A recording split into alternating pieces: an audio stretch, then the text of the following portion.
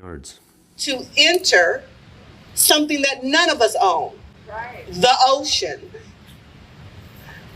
and sand. All right, so I am so sorry, but you're wrong again. Let me explain.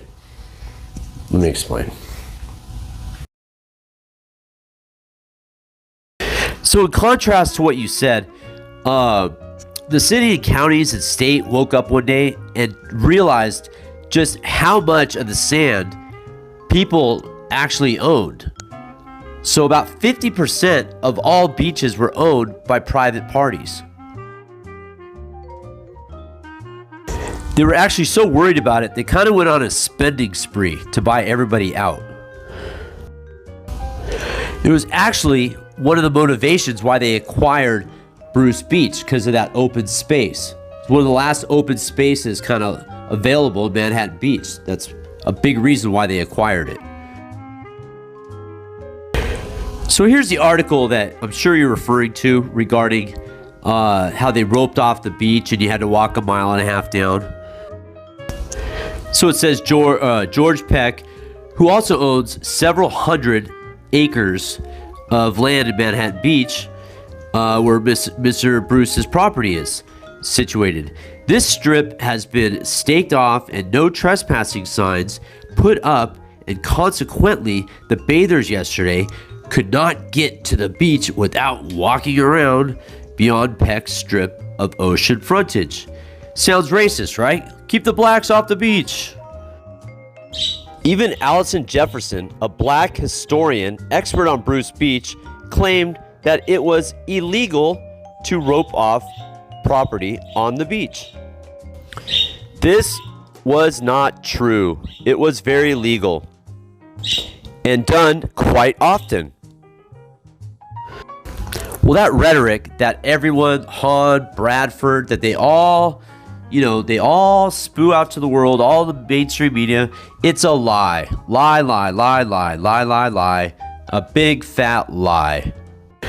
So the truth is, a lot of these cities were getting back these private properties because they weren't fenced off and the public was using the properties. And so the city would come in and get an easement on them.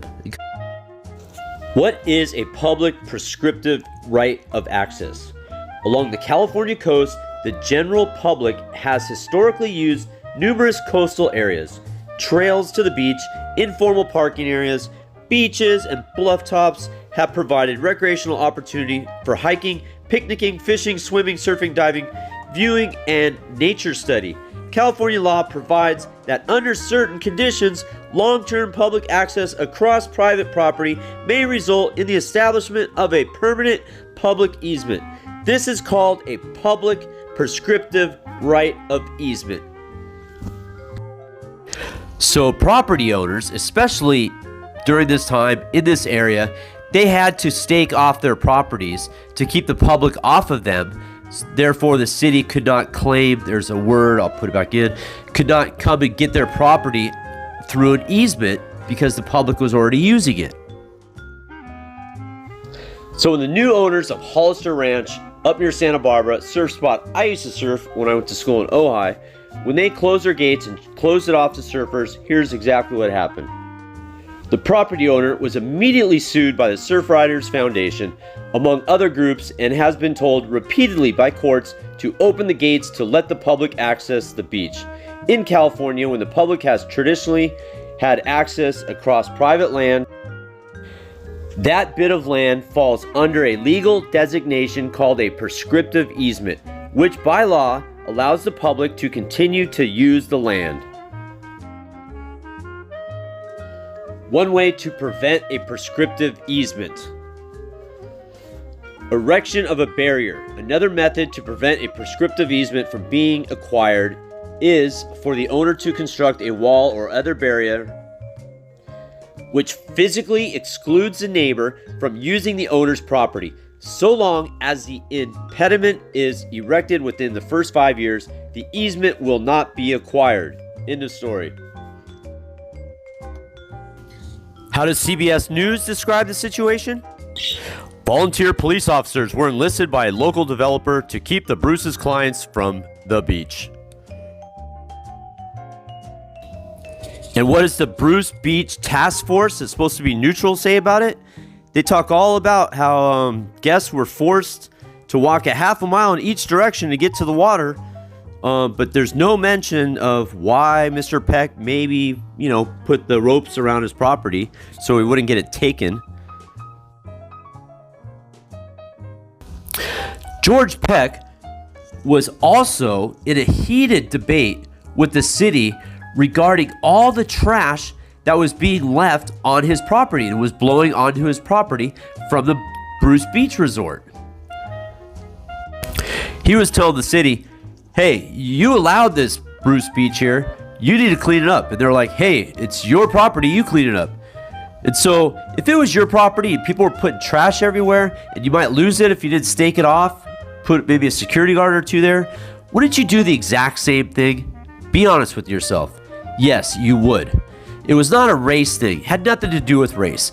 What's sickening about this story is George Peck, he didn't have a racist bone in his body. He took the covenances off his properties, therefore allowing blacks to buy properties, and he sold 6 of them to black people. Oh, and here's another great piece of information that all the politicians and all the newspapers leave out. It says, the entire next block in the Manhattan addition between 26th and 27th Streets, which is George Peck's property, has been leased to Milton T. Lewis, a colored real estate dealer, by Mr. Peck's employee, a black employee, Willard. Lewis proposes to rent space for tenants on this block to Negroes who desire to come to the beach. Amazing that everyone just leaves out this information. And then you guys turn around and make him a racist. It's freaking ridiculous. Here's just more articles about the city, the county work to acquire sands because they're losing so much of it. Here's another one, Save Our Beaches. Here's an article where they're acquiring land for parkland also. Yards. To enter something that none of us own. Right. The ocean and sand. So, Miss Holly J. Mitchell, I hope you learned something today. Hope I could be of some use. Just FYI, still to this day, some of the most beautiful beaches in California are still privately owned. Here are some of them.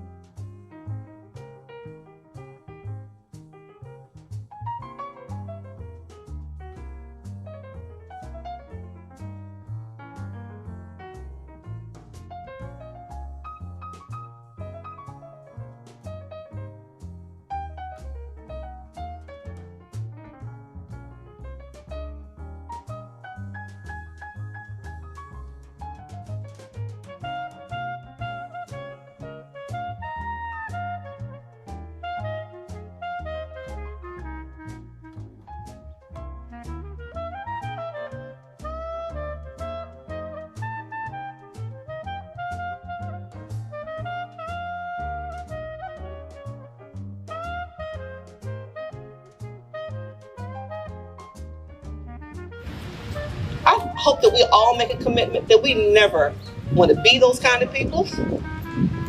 And certainly we never want to use the law against a group of people again. That's the commitment I think we all, whether you are elected, whether you are a resident of Manhattan Beach or not, those are the kinds of commitments I think we need to make to ourselves and our future generations. That's a great commitment, because today we have a group of people looking to steal pieces of land from another group of people. Difference is, today, this group of people had to change the laws to do it. The law was set forth to protect us from having politicians giving away public land to private individuals for their benefit and not the public's benefit. Our government's excuse for changing the law to protect us now is that it benefits the public because it helps to end racism, which benefits everybody. Right.